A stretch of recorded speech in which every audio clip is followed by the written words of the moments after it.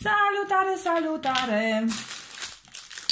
Ne vedem într-un alt clip astăzi pentru că...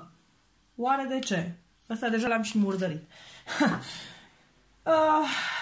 Am trecut pe la Jumbo și am zis să vă arăt și vouă ce minunății am luat de la Jumbo, foarte ieftine și care pot fi folosite inclusiv pentru cosmetice. Nu ajung foarte des la Jumbo pentru că nu avem Jumbo în apropiere. Doar când trec prin zona respectivă, atunci îmi fac destul de multe cumpărături de la ei. De data asta am luat o țeapă mare, să spunem așa, pentru că au avut program scurt, fiind perioada sărbătorilor și deși pe site aveau programul normal, în momentul în care am ajuns nici măcar la jumătatea magazinului, am auzit în difuzoare spunând că în 10 minute magazinul se va închide. În concluzie, n-am luat foarte multe lucruri, le-am luat așa în grabă pentru că aveam urgentă nevoie de ele și pentru că vreau să văd și cum se comportă.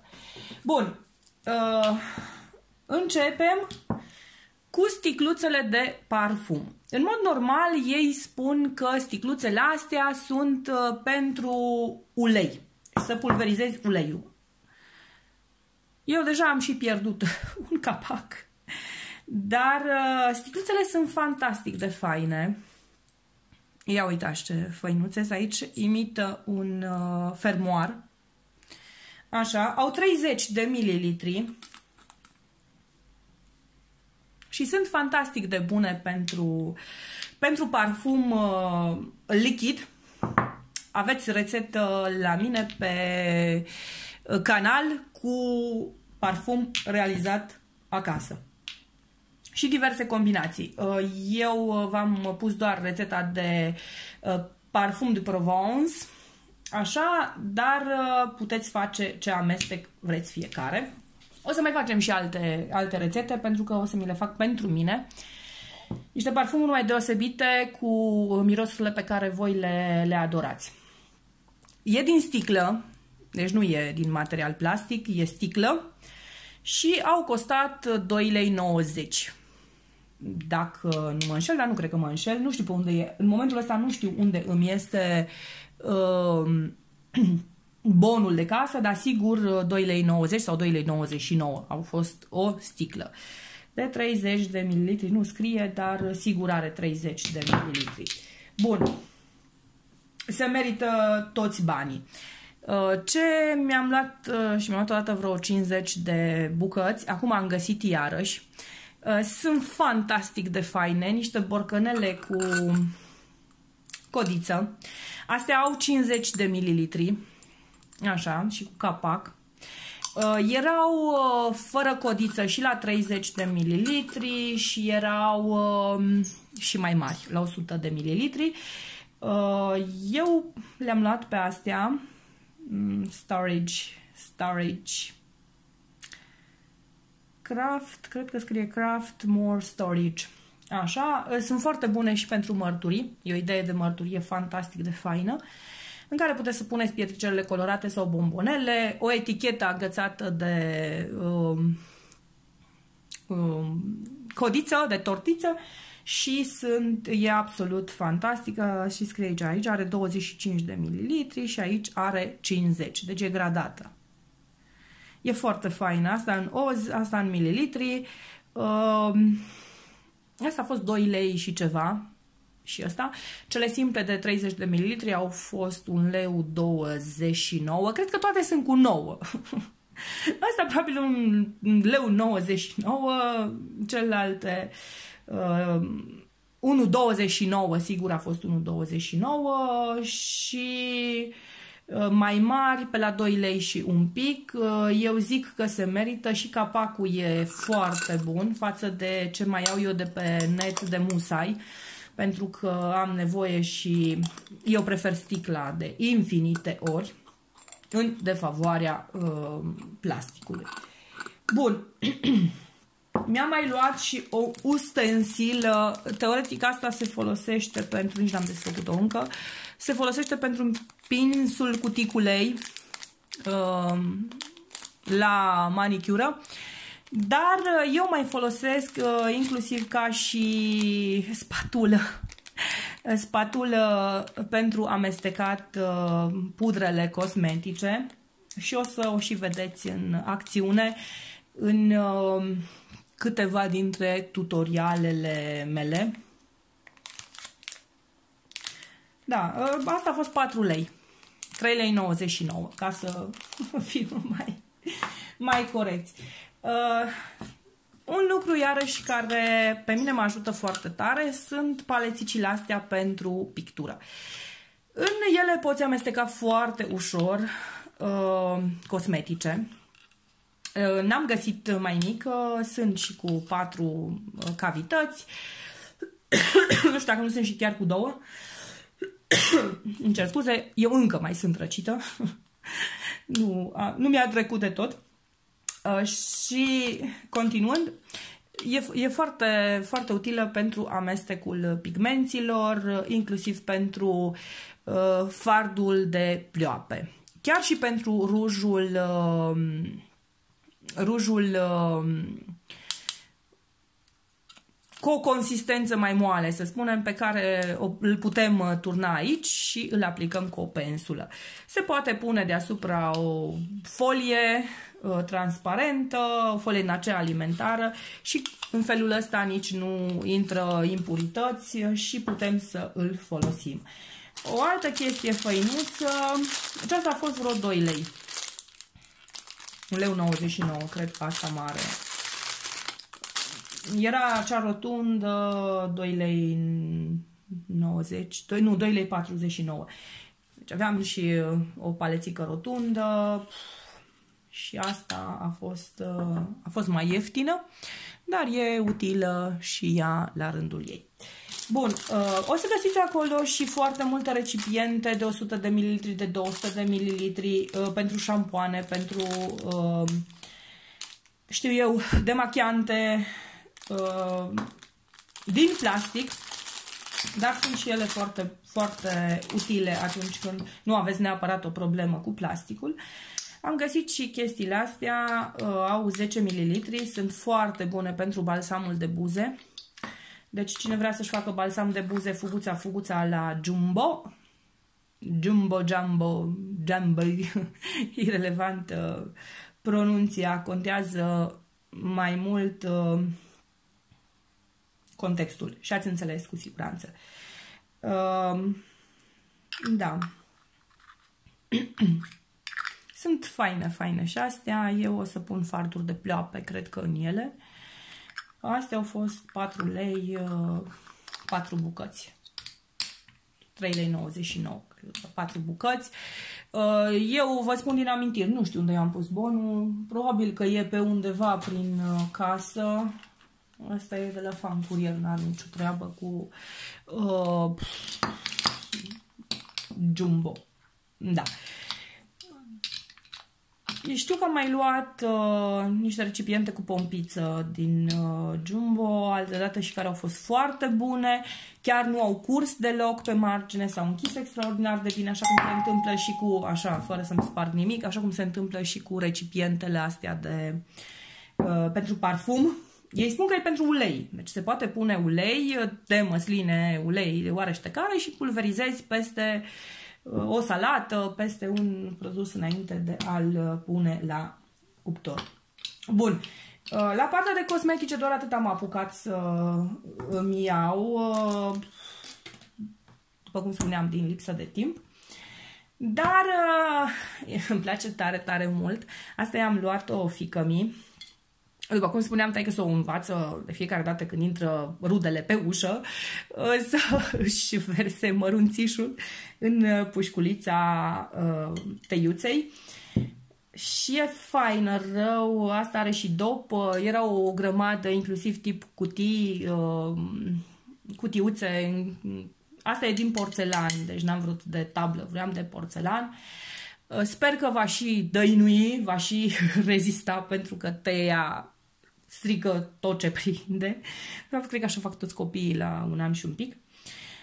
Dar e foarte faină, ea mai are o veioză, o lampă de veche tot așa norișor și i-a plăcut tare mult. Așa că i-am luat, asta a fost 9,90 lei, cam mititică pentru mărunțișul bunicilor, unchilor și mătușilor, dar asta este. O altă chestie tare faină, am văzut așa ceva și în Pepco, deci o să vedeți un vas de genul ăsta și în Pepco, pentru aranjamente, mai ales că vine primăvara și vom face aranjamente florale, inclusiv cu flori din săpun, și am luat-o de drag.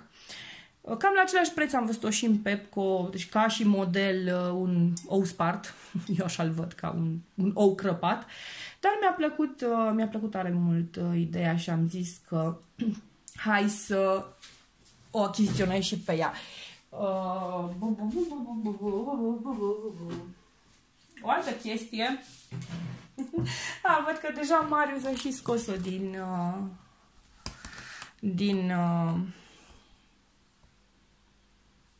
avea pungă și de-abia astăzi am adus-o din mașină, așa că mi-am luat un tablou, nu știu cum o să reușim să focalizăm, nu cred că are dimensiunile, este spumă și cu o margine de plastic, dar mie mi-a plăcut fantastic de tare. De acum e atât de simplu, dar atât de simplu să poți să-ți decorezi casa așa cum îți dorești. Și dintre toate tablourile alea micuțe, drăguțe de la partea de lucruri de agățat pe perete, mi-am luat tabloul ăsta pentru că seamănă fantastic de tare cu Italia mea dragă. Deci, da, sunt patriotă, iubesc și România, dar Italia pentru mine are un loc aparte și mai ales că am locuit ani întregi lângă lac. E așa o parte de suflet și mi-a plăcut fantastic de tare. Tabloul ăsta a costat fantastica sumă de 4,99 lei și e destul de mare, 30 și vreo 5 de centimetri pe... așa, 30, dacă nu 40 pe 30, ceva de genul. E foarte fain.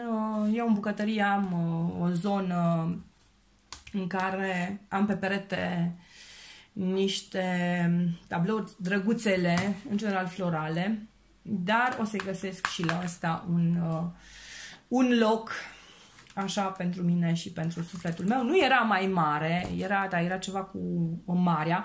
Mi se părea că seamănă mai mult cu marea din zona de sud a Italiei, ca și tipologie. Celălalt tablou mai mare, deci ăla era mare, era pe la 7,99 lei și ăla, deci avea o sumă fantastic de mare, ce să vă spun.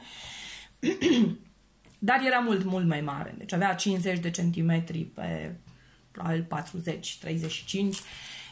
Dar, am zis că îl iau pe ăsta. În concluzie, la Jumbo găsiți lucruri utile, atât pentru voi, pentru familia voastră, cât și pentru hobby-urile voastre. E o lume magică, e o lume în care eu dacă intru, efectiv mă pierd și nu ies foarte repede de acolo. Eu personal, copilul încă nu e la vârsta la care să își dorească asemenea chestii, nici măcar jucării. Și o să vă arăt ce nebunie mi-am luat eu. Anul trecut am văzut exact înainte de sărbători aceeași tipologie. O să le aranjez eu după aia, cutiuțele mele. Doar că era cu pinguini. Și n-am luat-o. E un carusel. Carusel, nu e carusel, e pista pinguinilor se numea. Așa. De data asta nu mai este cu pinguini, ci este cu mai multe personaje. Are un pinguin pe care Teia îl pupă și îl îngrijește că este un pingu. Așa. Și care... Apoi este un omuleț de zăpadă, care și el ajunge până la scară. Un ren. Fiica mea se plimbă cu personajele prin casă. Și bineînțeles Moș Crăciun.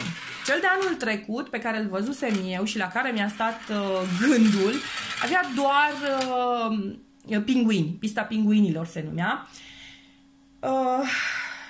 Și anul ăsta, când l-am văzut, nici măcar n-am mai citit, pentru că anul trecut nu mi l-am luat.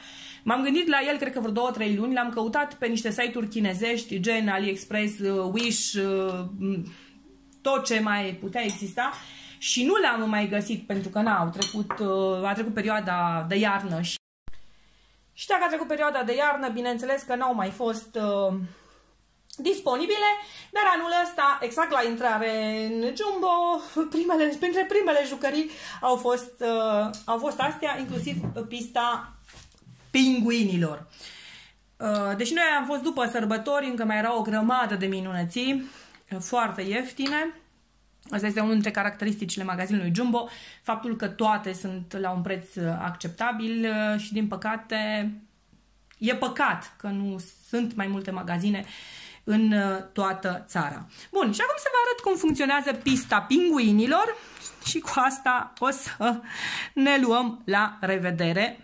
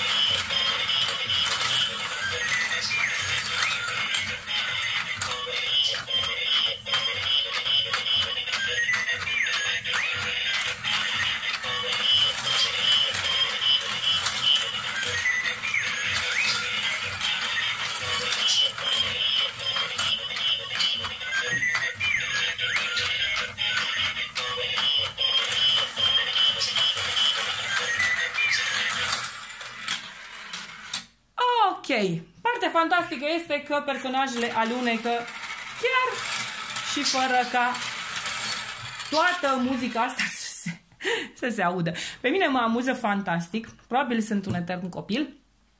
De asta poate m-am apucat și de YouTube și în concluzie vă salut cu mare, mare drag și vă aștept cu un like, un mare like și să vă abonați pe canalul meu. Este gratuit și încerc să vă dau sfaturi minunate, să fac clipuri cât mai simpatice. Asta este tot pentru astăzi, dragilor. V-am pupat!